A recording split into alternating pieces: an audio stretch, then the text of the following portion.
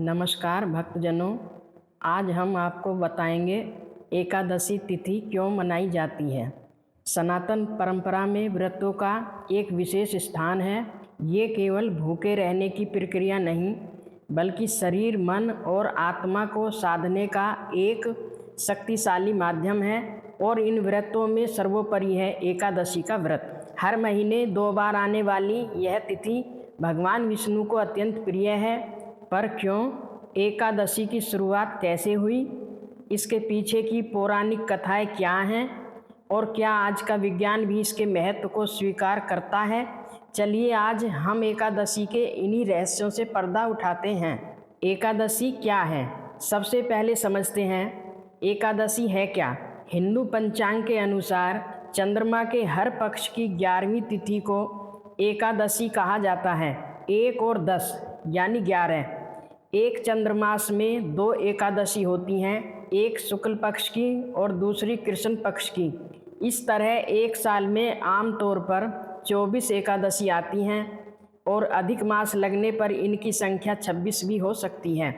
यह दिन मुख्य रूप से जगत के पालनहार भगवान विष्णु और उनके अवतारों की पूजा के लिए समर्पित है। इस व्रत का मूल उद्देश्य केवल शारीरिक तपस्या नहीं, बल्कि अपनी इंद्रियों और मन पर नियंत्रण पाकर पापों से मुक्त होकर अनंत मोक्ष प्राप्त करना है, यानी जन्म मृत्यु के चक्र से मुक्ति। हे भक्तजनों, अब सुनिए एकादशी की पौराणिक कथाएं। एकादशी की उत्पत्ति से 2 बेहद रोचक कथाएं जुड़ी हुई हैं। ये कथाएं न केवल इसकी शुरुआत बताती हैं, बल्कि इसके नियमों का आधार भी समझाती हैं। कथा 1। पुराणों के अनुसार सतयुग में मूर नामक एक अत्यंत शक्तिशाली असुर था। उसने अपनी शक्तियों से इंद्र सहित सभी देवताओं को पराजित कर स्वर्ग पर अपना आधिपत्य स्थापित कर लिया। तब सभी देवता भगवान विष्णु की शरण में पहुँचे। देवताओं की रक्षा के लिए भगवान विष्णु ने मूर से युद्ध किया। यह युद्ध 10,000 वर्षों तक चलता रहा, लेकिन मूर पराजित नहीं हुआ। यहाँ तक कि भगवान विष्णु के दिव्य अस्त्र भी उसके सामने निष्फल हो गए। तब लीला रचते हुए भगवान विष्णु विश्राम करने के बहाने बद्री का आश्रम की एक गुफा में जाकर लेट गए।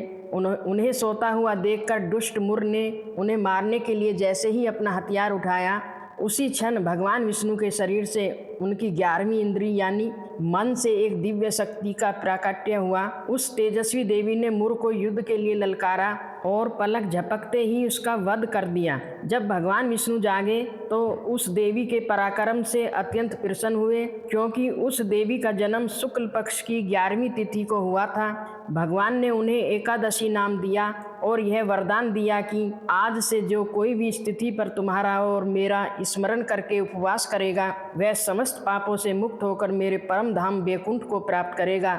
इस तरह पहली एकादशी, जिसे उत्पन्ना एकादशी कहते हैं, इसका जन्म हुआ था। भक्तजनों, दूसरी कथा एकादशी की इस प्रकार है। एकादशी के सबसे महत्वपूर्ण नियम का रहस्य खोलती है कि इस दिन अनाज क्यों नहीं खाना चाहिए। कथा के अनुसार भगवान विष्णु ने सृष्टि में संतुलन के लिए पाप और पुण्य दोनों की रचना की। उन्होंने सभी पापों को मिलाकर एक पाप पुरुष का निर्माण किया। जब भक्त एकादशी का व्रत करके आसानी से पाप मुक्त होकर वैकुंठ जाने लगे तो पाप पुरुष घबरा गए। उसने भगवान विष्णु से प्रार्थना की, हे प्रभु, यदि सभी आपके धाम चले जाएंगे तो मेरा अस्तित्व ही समाप्त हो जाएगा।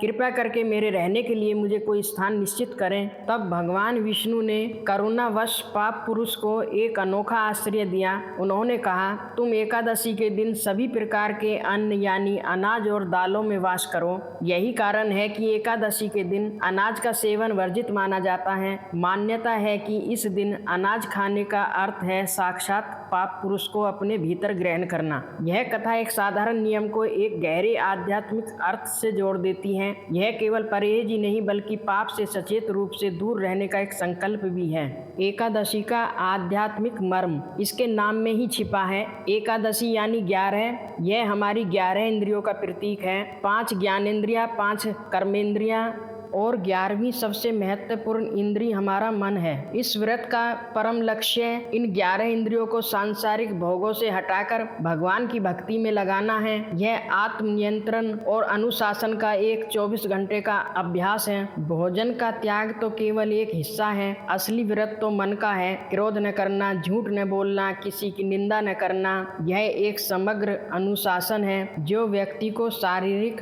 वाचिक और मानसिक तीनों स्तरों पर शुद्ध करता है। इस व्रत के पालन से न केवल पापों का नाश होता है बल्कि अश्वमेध यज्ञ जैसे महान यज्ञों से भी अधिक पुण्य फल प्राप्त होता है।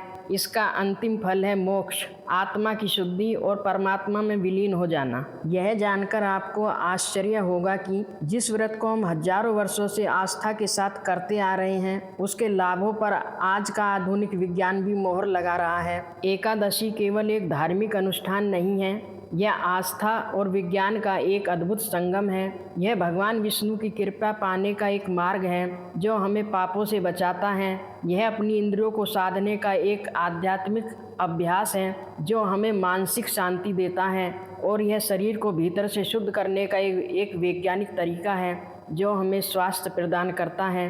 एकादशी हमें सिखाती है कि सच्चा उपवास केवल अन्न का नहीं बल्कि अहंकार, क्रोध और नकारात्मक विचारों का भी होता है। यह शरीर, मन और आत्मा के संपूर्ण कल्याण का एक दिव्य अवसर है।